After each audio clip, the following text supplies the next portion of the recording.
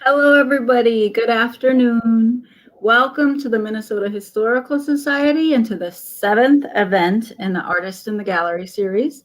To start us off, I would like to say that my colleagues and I here at MNHS acknowledge that Minnesota is Dakota and Ojibwe homeland. Dakota creation stories are centered in Minnesota, and this regional territory is also an important place in traditional Ojibwe history as well as those as other tribal nations. Today, Minnesota is both an ancestral and contemporary home to many Native people, including 11 Dakota and Ojibwe tribal nations. The idea of home and homelands plays a central role in our recently developed exhibit, Our Home, Native Minnesota, which opened about a year ago at this point. I'd like to welcome you to the seventh in the series of the Artists in the Gallery programs. This program will be archived and available as a recording on Facebook and YouTube. The Artists in the Gallery series highlights many of the artists featured in the Our Home Native Minnesota exhibit, and support for this program is provided by the Rosemary and David Good Family Foundation. We invite you to fill out a short survey following today's program and let us know what you think. Your input helps us to build better programs. So Mitakuyapi, I welcome you here today, Dayanya Hipi. My name is Kate Bean. I am a citizen of the Flandreau Santee Sioux Oyate, and I am Director of Native American Initiatives here at the Minnesota Historical Society. I was also one of the co-developers of the Our Home exhibit. We're coming to you from our homes today, but we want to connect you with the Our Home exhibit space and the beautiful artworks and stories that we have shared within this space. The museum is now open, and we welcome you to visit by reserving tickets online. In the work that we do, we need to also acknowledge that museums in many ways have played a role in cultural interruption for Native people, and it is the responsibility of all of us who are museum professionals today to acknowledge and work towards repairing the damages that stem from that history and to be held accountable for it today. As Native professionals, we hold a unique place within institutions such as this one, and sometimes we get to come together and focus on some really fantastic topics with amazing people. And I'm happy to be here today with one of my favorite artists and relatives. In addition, this is Cole Jacobson, is a former artist in residence at MNHS who researched moccasins, specifically the split-toed puckered design, which is often attributed to woodlands tribes such as the Ojibwe. And Cole's goal was to find Dakota makers of this style using historic collections and photographs. Please leave questions in the chat. Staff are moderating that space, and we'll bring them up during the Q&A. So Cole, I would like to introduce you here to everyone here. Well, mitakiapi, tashung tankaduta imakiapiro.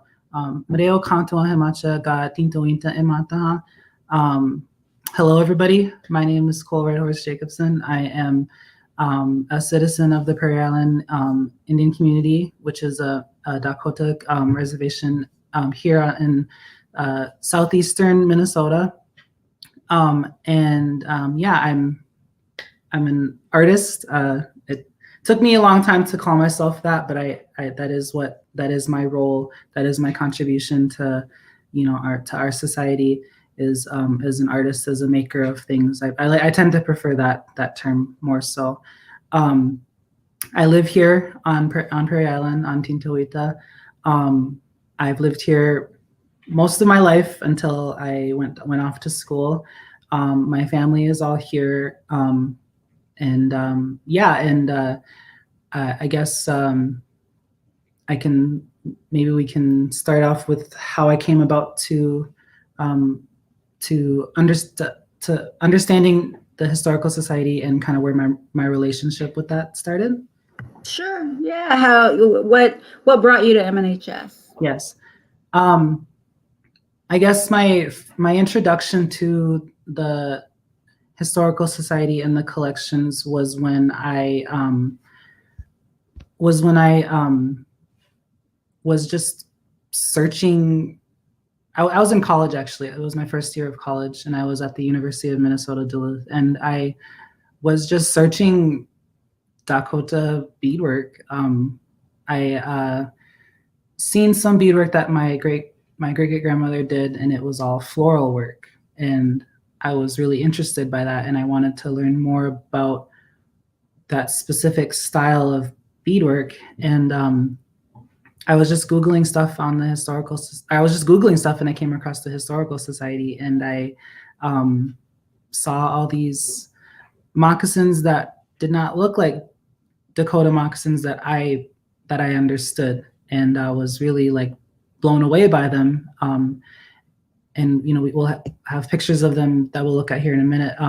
That was my sort of introduction to the Historical Society, and really like all the things that they have there. And then later on, I was also a recipient of the Historical Society's Museum Fellowship Program, and I was able to go into the collections and see everything more up close. And that was my sort of starting relationship with the Historical Society, and it was really opened up lots of windows and really opened up my view of our people in that way.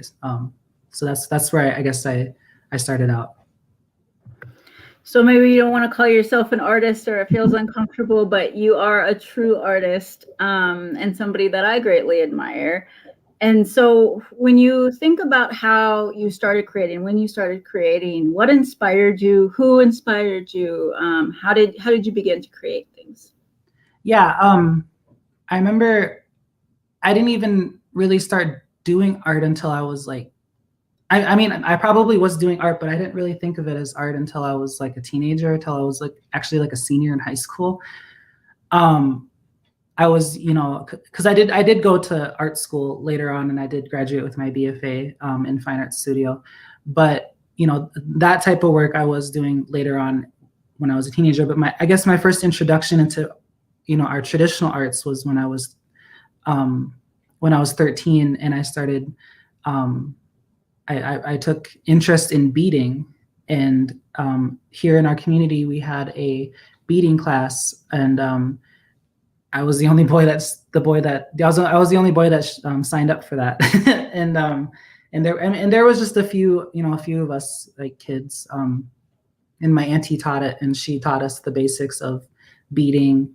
She cut out little pieces of pellon, little like beading material, and gave us beads, and taught us to do this kind of stitch and that kind of stitch. And we made keychains, lanyards. Like that's like some of the stuff I was doing at that time. And I just thought of it as, oh, I'm learning how to bead. I didn't really think of it as my very first sort of introduction into what I do now. And there was a kind of a big gap in between doing that and what I do now, that I didn't really consider that art, or an art form, but it is. So when you first came into the Minnesota Historical Society as a fellow, what were your impressions walking into the collections? What did you think about? How did it feel? It's so funny when I think of the collections, I always think of the smell of the room. It smells like, it just smells old, not like in a gross way, but like it just, you can just tell that there's really old and delicate things in there. And it is a little solemn. It's a little sad that, that in many cases, that is the only way that those items might have survived all these hundreds of years of our people getting, uprooted and disrupted and everything. But I believe that it's a good place to go to. I mean, you may feel a bit of a heavy heart going in there, but I thought of it as a huge like trove of knowledge, that we have, like we feel our ancestors with us all the time, but you see these things that they have made them with their own hands, and it's just like being next to them in person almost. It's like the closest thing that you have to being next to them. So that's why I do like the collections, and I do like going there and being there in person, and I approached it with like with a good heart, and that I'm soaking in all this knowledge. I think that's my experience with working with collections, and that's all collections, with no matter what kind of museum I may be at.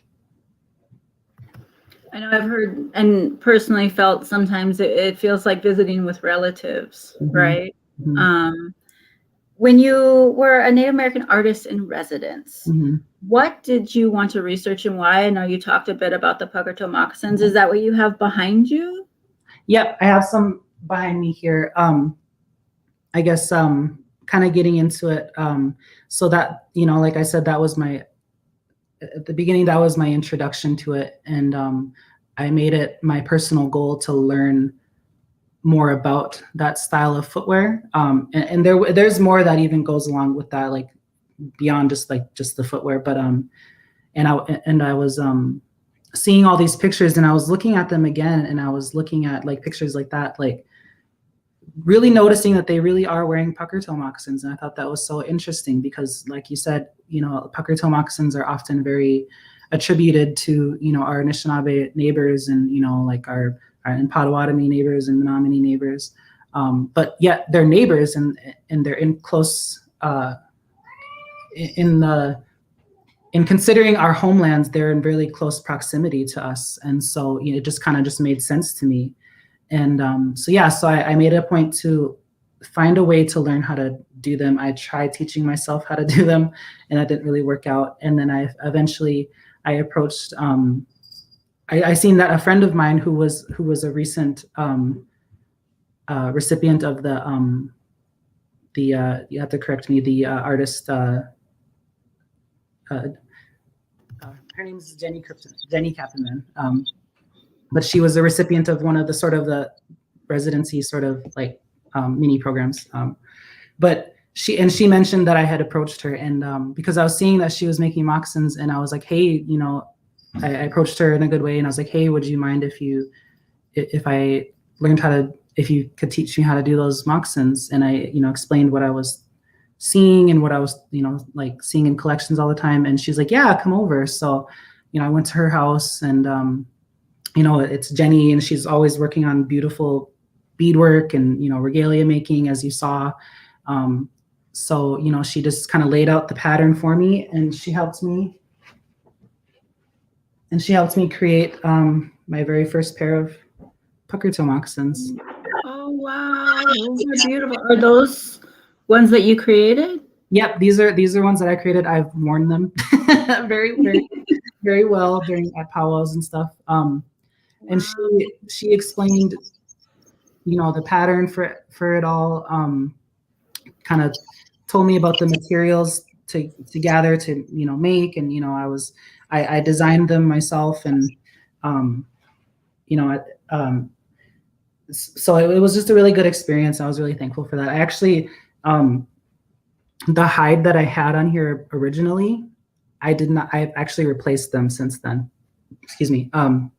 So this isn't even like the original buckskin for that first pair. This is like a pair because they were so worn out. But yeah, so this is my first pair, and I like to hang on to them as a reminder of like where I started out, because even my pattern making since then has differed and improved a little bit. But that was my first try at it. And they just seemed so easy to me. They were like, oh, this is like kind of easy, like these I can make a pair no problem. So yeah, that was my first try. So I think the grant we were trying to think up was the encouragement grants. Yes. So Jenny had received one of the encouragement grants, yes, which is so fabulous because she used her encouragement grant to encourage you, which I think is just so wonderful and so fabulous. Yeah. When you were working under your residency, how did you help to encourage others, and how did you work with community? Yeah. So then, I guess to bring it around to when I did receive the residency, it took me a couple tries. It is a very competitive grant, and I had to be really specific about what I was doing because there's a lot of stuff involved with it. And when I received it, I was actually on my way from a powwow when I received the notification that I got the residency, and right away when I had applied my plan that I had very, very specifically laid out was that I wanted to reintroduce this style of footwear to Dakota communities.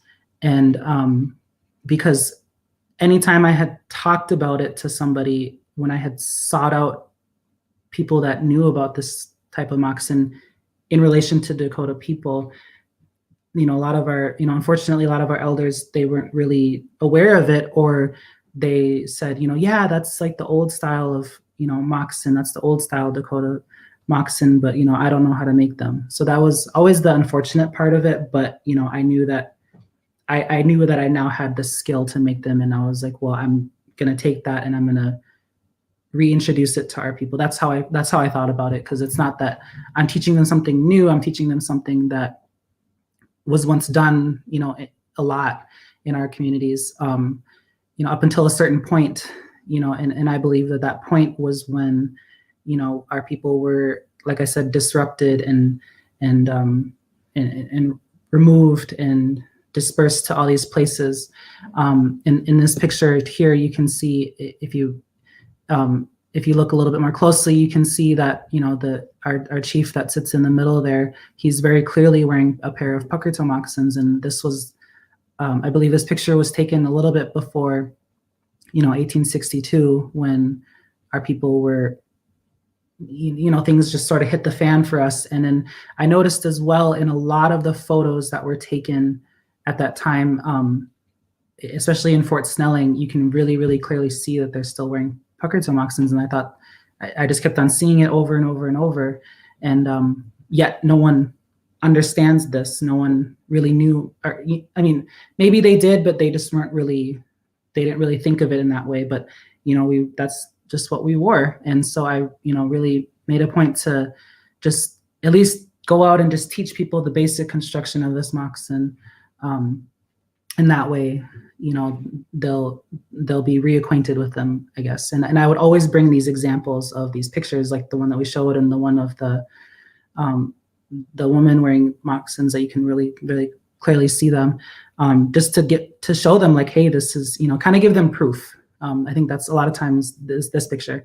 I printed this picture out and I laminated it and I brought it to my workshops, because I taught workshops in many of the Dakota communities. And I just, here's proof, because our people, we're humans. We need like viable proof of things sometimes to be reminded. And I was met with a lot of encouragement and a lot of good feelings, because, especially I had some elders in my workshops, and I was nervous of that, because I didn't want to be scolded. I was afraid to be scolded about something, as our elders do. They do that, if we're wrong about something, they will, remind us in a good way, or they may scold us or something. But I wasn't, I had an elder lady who was so happy that I was doing this, and she recalls, her grandparents, wearing this style of moccasin, but, unfortunately there was that disconnect, that she didn't really make it anymore. So yeah, so it was a fun experience, and I was just thankful to be able to do that. Well, to help spark the memory of our elders, to be able to play that role is so important, and to play that role in a way that is supportive and looking towards the future is something that I think in particular can be really powerful. So you worked with a number of communities. You did and continue to do a number of workshops with communities, right? Yeah.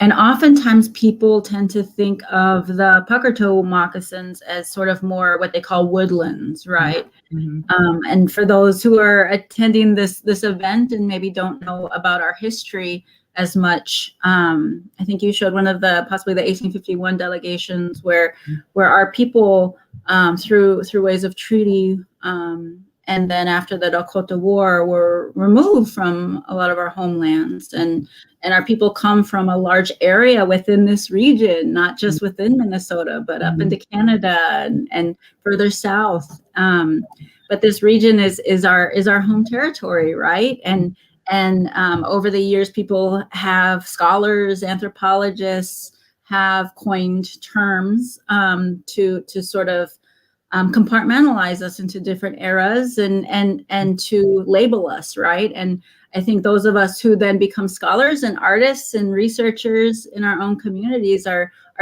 finding those lines are a bit blurred, right? And so the pucker toe moccasins, those are sort of attributed as being sort of more woodland, sort of early era. Is that correct? Mm-hmm. Yeah, you can, and a lot of paintings and a lot of drawings that are done by explorers and ethnographers that came into this area, like Seth Eastman and other people.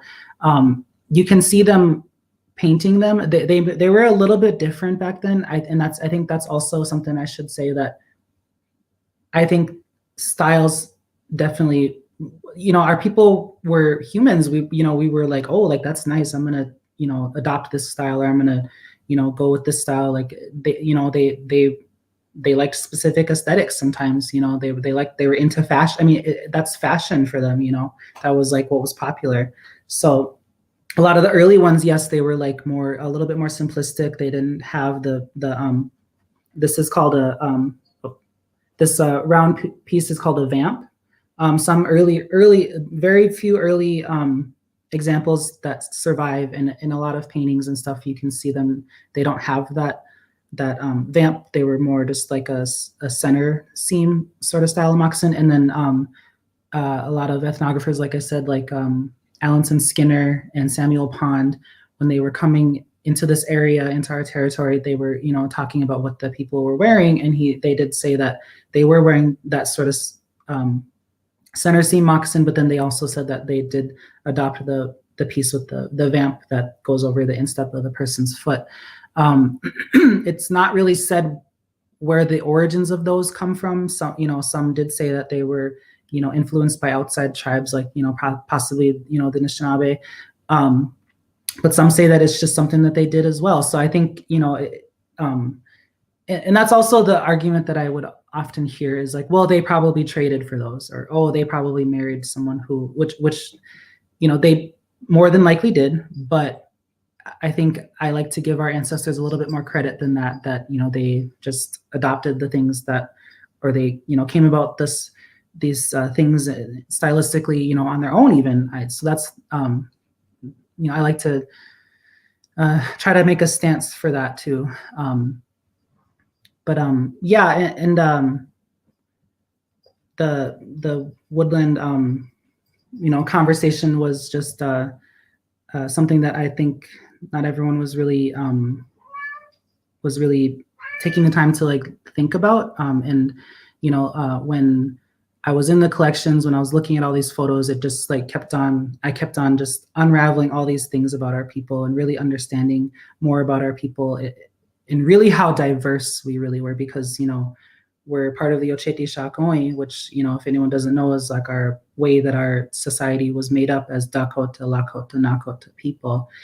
And learning about all this just made everything seem so much more diverse to me. And we weren't all very, very secular. And we were just on this huge spectrum of style, life ways, aesthetics.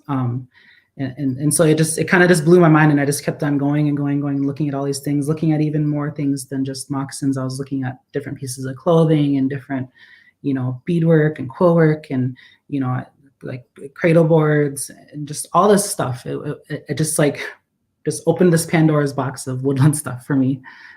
That's how it's been since then too. So, yeah. Well, I think it's really amazing that the way that you talk about this work, it really humanizes our art forms. And, so much of the time, historically, within museums, within schools, within the state narrative, we're seen as people of the past, right? And we're not humanized. And I think it's so interesting to think about, choosing colors or picking a design because it looks pretty. Or realizing that certain choices were made artistically for different reasons. And I think it's really interesting to think about that, and to think about how we interacted with these artistic representations of our culture over time, and how we have interacted differently with them over time. and can learn new things from them today that others maybe don't see, that maybe those who don't come from our community see. It reminds me of reading through the manuscripts as a scholar myself, you know, as an artist, as a Dakota person, you look at these things in a different light, right? Which is really, really interesting. You brought up, you know, thinking about the woodlands topic a little bit more. I know oftentimes the floral designs get attributed to being purely Ojibwe, right? Anishinaabe floral designs. And there's a difference between Dakota and Ojibwe floral designs, isn't there? Yeah. This is this pair right here is one of my favorite pairs. I love this pair.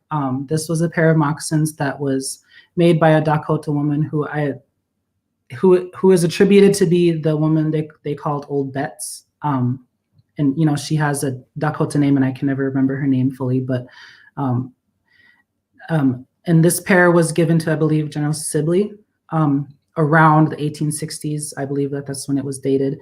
But yeah, because and what struck me about this pair, like you said, is the floral designs, is that, and that's another thing, like I said, when I was just, this Pandora box was just opened for me.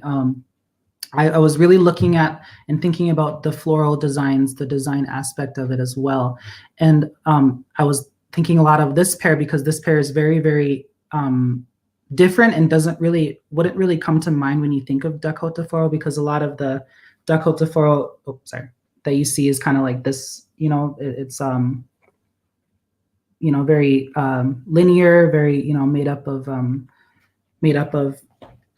lines of beadwork. But when we go back to that pair, it's all flat stitched, it's all curvular, it's all it's still very bilateral, which is what, you know, I was doing there too. But that was something I kind of thought about, and it also goes back to the beadwork that my great-grandmother did, was very the one that she did, it was a very like Ojibwe looking, and so I kind of mapped it out in my own personal like theory that, you know, Dakota floral came about in different waves, different movements almost, because in the art world we have art movements that have totally influenced the whole thing. And I believe that early Dakota floral beadwork in pre-1862 life was very like that pair right there, which, you know, has very flat stitch, very curvular. It's still very bilateral. And then the next sort of wave, I believe, was when we were pushed out of Minnesota a lot of times, and they started doing floral beadwork that is made up of the lazy stitch technique that's on the pair that I have here. And then in the sort of post-removal or post-war era for Dakota people, is when they definitely start in like the late 1800s, early 1900s, and so on. And that's the era of my great-grandmother doing her beadwork. It is very looking, very, they almost kind of appropriated the aesthetic from them a little bit and started, you know, making beadwork that looks a lot like that. And so that's kind of how I theorized Dakota floral has sort of moved. But so it's also really difficult at the same time, because you want to pinpoint things so very specifically, but it just, you know, our people were complicated people too, and you know, they had, like I said, these style preferences sometimes too. So well, and that's how history works, right? You know, we sort of learn and can unpack and make assumptions or estimate certain things based on what we know and what we're told. And I think it's interesting because we as Dakota people, and you know, in the past, weren't a part of those conversations in terms of where certain things came along, whether it was in the art world or whether it was throughout history. And when we think about what was it our grandparents wore, what did we see in the photographs? What stories did we hear? What designs did we see? It's interesting to think about that inspiration. I love that intertribal inspiration, the ways in which we learn from each other across tribes, and how that influenced different movements, and the idea of these different artistic movements. And throughout Dakota history, I think is really phenomenal. And I don't know, I don't know that I've ever heard of anyone really doing a lot of research into that beyond you. And when it comes to, you know, the very specific designs that we have here in Minnesota. Mm-hmm. Yeah, it was it was a lot to unpack, and it was through lots of just looking at stuff. Like I just would just comb through, like, and like I said, it even moved past just moccasins. I was like looking at all kinds of stuff, and when I would go into collections, I'd be like, okay, well, I want to look at all this stuff now, you know. And like that when I was in DC, that's a picture of me at the National Museum of the American Indian in Washington DC, Nice. and you can see even in front of me, those were all labeled Dakota, but you can see, you know, some Ojibwe looking pair, you know, some, you know, very strictly Dakota looking pair. There's also like the hard sole moccasins too that are partially beaded. And while I was there, I was looking at all kinds of stuff. I was looking, you know, at clothing, different pieces of clothing that, you know, have survived, and different other pieces of beadwork and quill work. And so, yeah, I was through all of that is when I kind of came to this conclusion of our art movement. And you know, one thing to also acknowledge too is that these were all women. These were all women artists that were doing this. You know, and one of my favorite artists, her name's Terry Greaves. She's a Comanche, or excuse me, Kiowa beadworker from Oklahoma. I remember listening when I would be working on something, I'd be, you know, beading or doing whatever. I like to listen to other artists talk. I like to listen to different lectures and different, you know, things that Native artists are talking about, so that that I can just kind of be more inspired and more driven to finish what I'm doing, because I do get sidetracked. But I remember listening to her one time on an interview, and she said that, you know, the first, and she's talking in the context of Kiowa women, so this is a little different than Dakota women, but she was saying, you know, the first abstract artists, the first abstract eye in North America was a Native woman. These are, you know, there's all these abstract artists that come later on, you know, in the you know, in modern era, and, you know, there are these, you know, like Pollock and, you know, all these different, you know, white male artists, you know, they get a lot of this credit of being these abstract artists, and you know, whatever, and yet, you know, a lot of times she said that they were looking at a lot of the traditional art of America, and, you know, they don't realize that all that was made by Native women. You know, those are women's arts. You know, we had our own version of art too, and same for probably Dakota men had our own versions of doing things, but a lot of this stuff, a lot of this floral beadwork, a lot of this floral abstraction was all Native women, Dakota women doing this. So I always remember that, and I always try to acknowledge that, you know, these were my women relatives making all this stuff. And so and they were just so ingenious, and, you know, I wish I could be like them in that way at some point. So yeah. I can hear that Prairie Island train behind you over by the casino.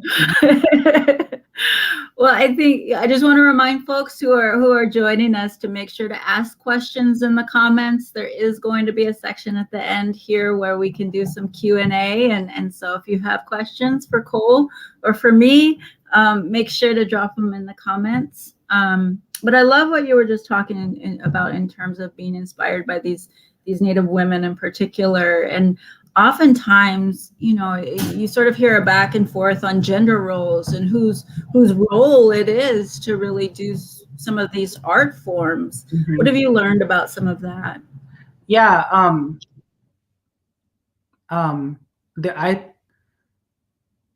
because that was a conversation I had when I was young, and when I first learned how to bead, and I was getting, you know, flack from my other cousins, like they were like, oh, like that's a girl's thing, only girls bead, and blah blah blah. And I was encouraged actually by our late Dekshi Art Owen. You know, he was really encouraging to me. He said, no, he's like, when I was little, you know, if I wanted an outfit, I had to bead it myself. He's like, so you go and bead. And I said, okay, you know. So I was really encouraged by that, to keep doing that. And, you know, I had a lot of encouragement from, you know, from my own women relatives too. They were proud that I was doing that because in their lifetime that was something that they may have had to do. They were probably told, you got to sit down and learn how to bead. And times have changed, and not so many kids at that point were picking up that sort of traditional art, and they didn't. I think as kids we didn't realize that they were trying to teach us traditional art forms. We were just like, oh, it's beading. They're trying to teach us how to, like it. We didn't look at it that way. Yeah. And there is a lot of art forms and a lot of objects that I do respectfully refuse to do, or I choose not to do, because I feel like that's obviously a woman's object.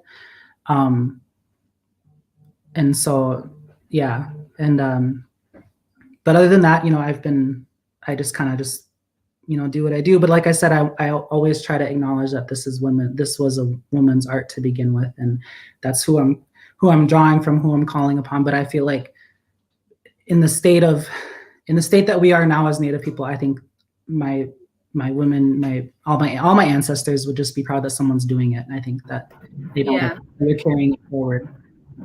Definitely. And I can think of, there's so many amazing male beadworkers out there making some beautiful moccasins and creating beautiful work. And so it's important for us all to share and learn from one another.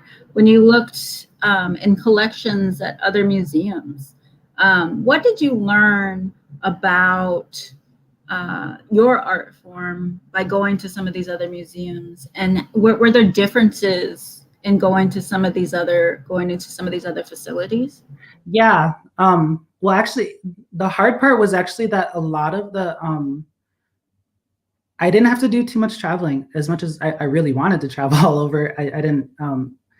I think I didn't give my chance to really dig deeper into different museums, but I found that I didn't really have to, because a lot of the concentration of Dakota puckertail moccasins were all in Minnesota already. They were in the Historical Society in St. Paul. They were at the Science Museum. Just from, I did go to one county museum too as well, but that's just where I found the largest concentration of them. And then when I found out that there was some out in DC at the National Museum of the American Indian, I made a point to go there as well, because I felt like that was probably the only other specifically Dakota puckertail moccasins population that I could find. And I also went to the Milwaukee Public Museum in Milwaukee, because I felt that they were in closer proximity to us, that they may have a lot more, because, like how you said earlier, if we think about it, our traditional homelands really did go outside of Minnesota, these borders that we have now. And, in my community, we're literally located next to Wisconsin. And so, as I understand, a lot of especially my relatives were, they did live outside of the Minnesota borders. So I feel like there was some that, ended up over there as well. And so when I was in these museums and I started seeing, what was interesting is that I started seeing more and more of the really same similarities within Dakota puckertail moccasins. And I believe we have pictures of some too, some more close-up shots of the sides of the moccasins, but I have some right here as well. One thing I noticed and this is a pair that I made myself for my own personal use. So these ones are a lot newer. But one thing I noticed is that Dakota puckertail moccasins have this small little, I call it a slip. That's what I just call it, a little slip cuff. It's more so for decoration as well. And then they also have a high cuff, which is what I call it. And that's a cuff that would wrap around your ankle. And I noticed this specific combo in almost all Dakota puckertail moccasins, especially at the ones at the Historical Society, all the way over to the ones at the Smithsonian. They all had this really, really similar construction. But they still had all of this, the vamp and everything, that was all still the same. And I noticed that that was kind of the difference between that type of pair, and like Ojibwe style, or other sort of tribal woodland style moccasins, that they often had a velvet cuff like this, which was more decorated, and um, that was more their construction. So but there was some Dakota ones, like the ones that Old Betts made, that was really similar to an Ojibwe pair. And there was Ojibwe pairs that did have this sort of like high cuff, but it was just really interesting to see see some of the similarities and some of the differences between them, which I wouldn't have really thought about had I not really looked at them a lot more closely, or really took the time to be able to hold these objects, with gloves, of course, but and kind of lift up some flaps and look at them, in a different light. So yeah, that was really interesting to see, and it kind of reinforced this notion that we had our own way of doing them too. They weren't they weren't like copy and paste of a pair that someone might have saw. So yeah, that was really interesting, and I took note of everything like that when I was there. I took like a million pictures of every little detail that I could, to be able to better my own making of moccasins later. It's interesting you speak about these wanting to travel, but a lot of these items are here. I know I remember graduate school and having colleagues who were going to Brazil and other places, and I was going to visit my grandma in Flanders to talk about our family history. Our history's here. We're Native people. We're Dakota, and where we want to travel is throughout Indian country here, and we have so much to learn and so much to share. And I think it's just beautiful that you had that opportunity. When you were going into some of these spaces, going to these different museums, was there any sort of differences in terms of the quality of care of some of the collections? Or like you said, sometimes the labeling is different, right? You'll see something labeled as Dakota that's actually Lakota, and there's outdated systems that we're all trying to sort of change, right? And incorporate ourselves into. What can you tell me about that? That there was actually one instance where I was like, this very, very may, and I always say may likely be. I can never really say, no, this is what it is, because I wasn't there. We weren't there when those things were made. But I said, this is, when I was at the Milwaukee Public Museum, I did look at a pair that was labeled as Ojibwe. But like how I talked about the sort of beading styles of Dakota people doing, these different sort of in these different movements of floral work, I was like, this pair looks really, really similar to Dakota pair, and it even had the this sort of construction, the cuff and all that stuff, but it was labeled Ojibwe, and I told the people working there, I was like, this, in my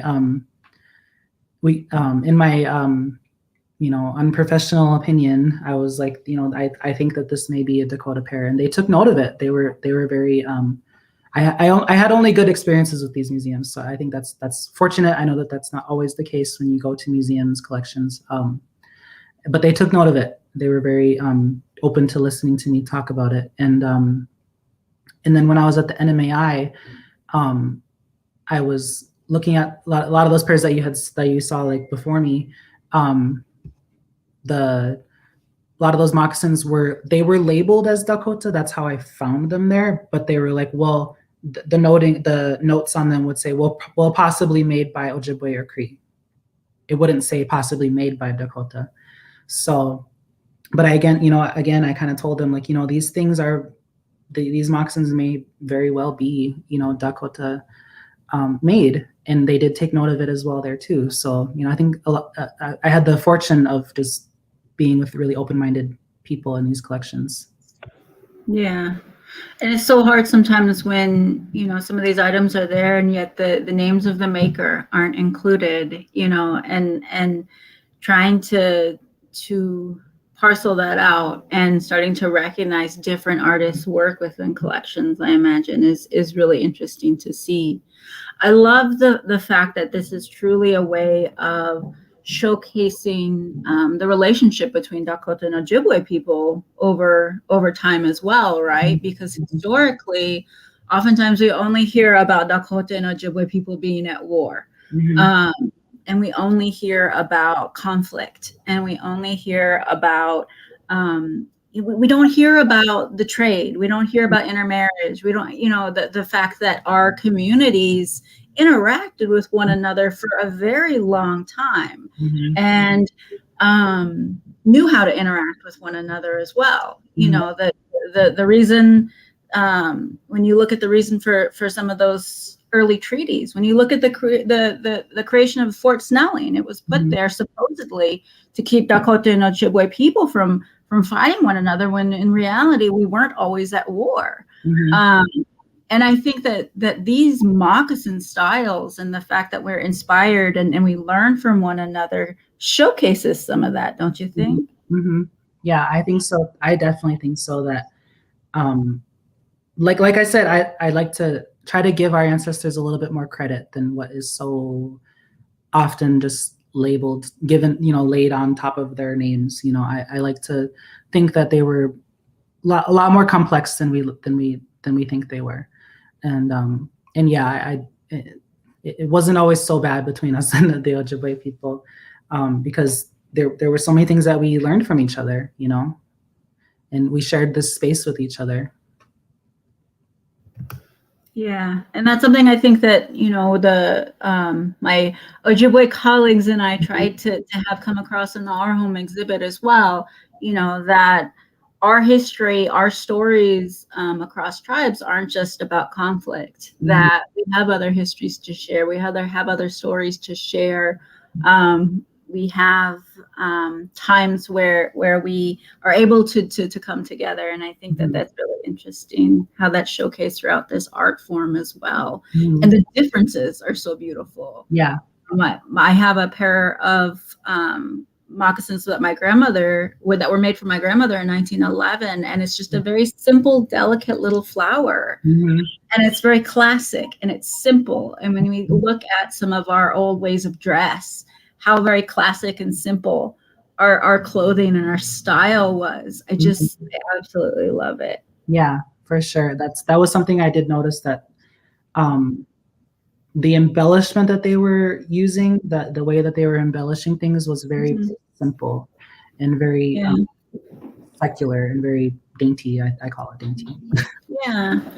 Well, and we learned, one thing that we learned over time in studying our own history is the way in which some of the missionary wives would try and get the women to come together and form these sewing groups, right, in order to keep us from farming, or to keep us from our day-to-day work within the camp, because we were used to hard work and we were fine with that, and we were seen as this era of European women coming in felt like our women should have had a different role within society, right? And I think it's so interesting to think about how that impacted some of our artwork as well. Yeah, for sure. Yeah, there's some pairs that we can look at in a second here, that you mentioned, the missionary work. A lot of largest concentration of Dakota puckertail moccasins that I was looking at. And for reference to, in our language we call them hanyushki. Just to put that out there as well, that I was confirmed of that word when I was teaching, and an elder woman, one of my elder women attendees of the workshop was saying, yeah, that's what they used to call them, because ha is for your feet and yushki is to gather, to pinch together. That's where that word yushki. Yeah because ha is like your footwear, like you have hampa, Becca. Yeah. So hanyushki is like a gathered toe footwear. Okay. But the hanyushki that I was looking at, a lot of were all pairs that were made when Bishop Whipple and his wife, Mrs. Whipple, were like this pair, were made by these women who were gathered in, like you said, these little circles, these little sewing circles. And, you know, they were trying to teach, I mean, they did teach them these sort of women's arts of the time, like, you know, things like embroidery and, you know, lace making and all that stuff. But they were producing these pairs of moccasins for them, for Bishop Whipple and his wife would then collect them after and buy them off these women. And these are pairs that I was, like, these are all the pairs that I was looking at the time. And you can, and I was really amazed by the delicacy of the ribbon work around the vamp there. And, you know, like I talked about before, you can see the little slip cuff, the really thin cuff underneath that big flat, the high cuff. Yeah. And these pairs were never worn. They made them, and Bishop Whipple collected them right away and bought them off these women. So yeah. So I didn't have to go. Beautiful. Yeah. Yeah. So I think that we have also some photographs of some of the moccasins that you made for MNHS. Yep. Oh, wow. Those are beautiful. What can you tell me about these? I was inspired. This was the last, no, I think this is probably the last pair I made for the residency at the time. And I was doing these, and I was also juggling my own art career because, you know, I was trying to finish these things for the Historical Society and then trying to continue to produce art the other art forms that I do, because I'm very multidisciplinary. But I finished these while I was getting ready for an art show. But I was inspired by these when I seen a pair, and I believe, and I only saw this pair online. I haven't been able to see this in person, but I seen a pair in I believe the Portland Art Museum, in their online collections, and they were again constructed in a really similar way, like you saw, but the vamps were fully beaded, and I had yet to really see Dakota pairs that had fully beaded vamps like that, and I was just really blown away by the way that the colors were put together and the way the design was, and so I kind of did my own version of it here, and I just the really simple squares that I did were just when I finished them and I had all the colors like stacked on top of each other like that, I was just kind of like, wow, like that's super. I was pretty amazed with myself for once. But I think also it kind of evokes a little bit of the ribbon work designs, I believe. A lot of the small geometric shapes that are often adorned, that often adorn our traditional clothing, you know, back then. And, you know, I was inspired a lot by what Gwen Westerman was doing. I was really heavily inspired by her work, that she was doing something along the same lines of what I wanted to do. And I did kind of pay homage to her work and to the ribbon work that these women were doing by making a pair that has ribbon work on the vamp, because there was another pair in the collections that had ribbon work kind of laid out just really simply across the vamp. And it was for me though, it was really hard because this was all trial and error for me doing ribbon work. I had to kind of teach myself that way, that style to of cutting and folding these, and these are all done with real silk ribbons as well, so they kept on slipping, and it was really delicate work. And I was like, all these, and again, you know, I just gave all kinds of credit to these Dakota women and to like Gwen and her daughter Erin, of doing this really delicate work on all these things. I was like, I can't imagine doing that without even contemporary tools, or, you know, all these little gadgets and gadgets that we use to, you know, to make things a little bit easier. And so, yeah, so I was, this was probably the first pair I actually did. Or no, this was the second pair. I finished the ribbon work and put them together. Just a reminder to folks who are joining us, if you have any questions, make sure to put them up in the chat, and we can respond to questions. So you talked a bit about with some of the struggle with the slipperiness of the ribbon work. What other kinds of struggles did you have in learning about some of this work? The fact that I couldn't take a pair of moccasins in a collection and I couldn't flip them inside out, and I couldn't look at them and look at the construction of everything. And I looked at them on the outside, but like I couldn't take them apart either. You know, like I wouldn't, of course I wouldn't want to do that, but like that's how I learn how to do things, is by looking at things up closely and looking at the back of this thing, or looking at the stitching of the way they did things.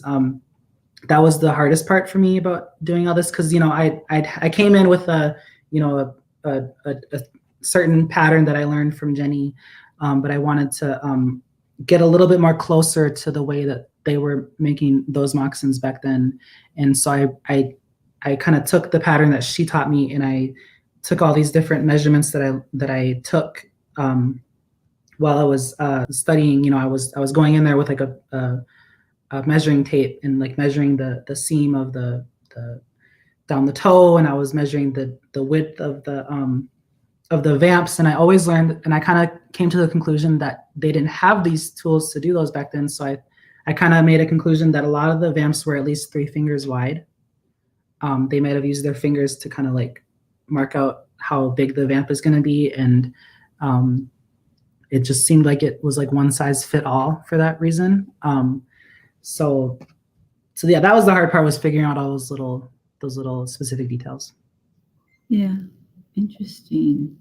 Well, I think we do have a couple questions, and we're running a little short on time. Alexandra Buffalo Head, our good friend, asks, Cole, what are you currently working on?